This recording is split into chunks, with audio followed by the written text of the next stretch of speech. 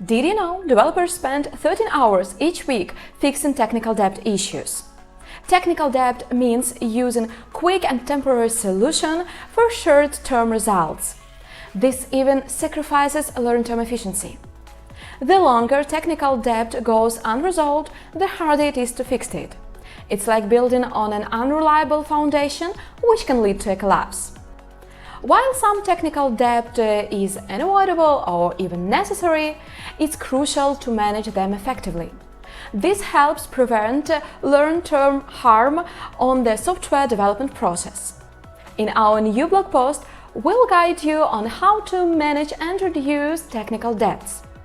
Don't let technical debt bring your team back. Take action today.